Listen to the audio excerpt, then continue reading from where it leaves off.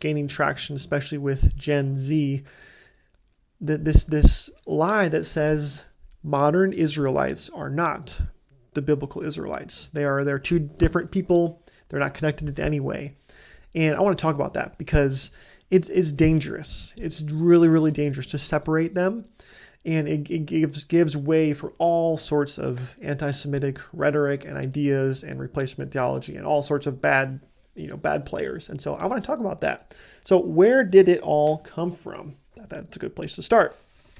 There's this guy named Arthur Koestler, and he wrote in 1978, he wrote this book called The 13th Tribe. So who was this guy? He was a Jew.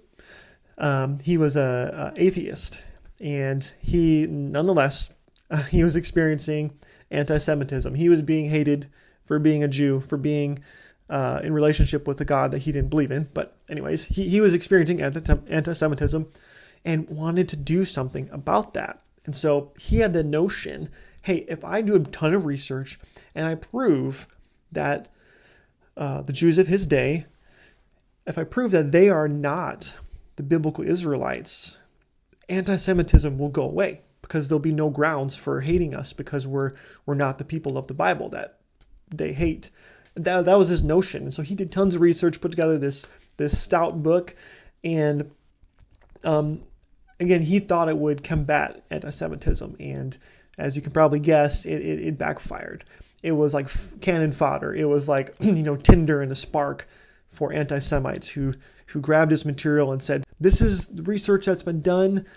Israel is not biblical Israel, therefore they have no right to exist." It fuels. It was like this Christmas gift to the anti-Semites, and so backfired. The people of Israel, current day, present Israel, they are the biblical Israelites. And it's not just an opinion, it's scientifically proven. So there's this other guy. He's named Dr. Karl Skorecki. I'm sure I pronounced his name correctly.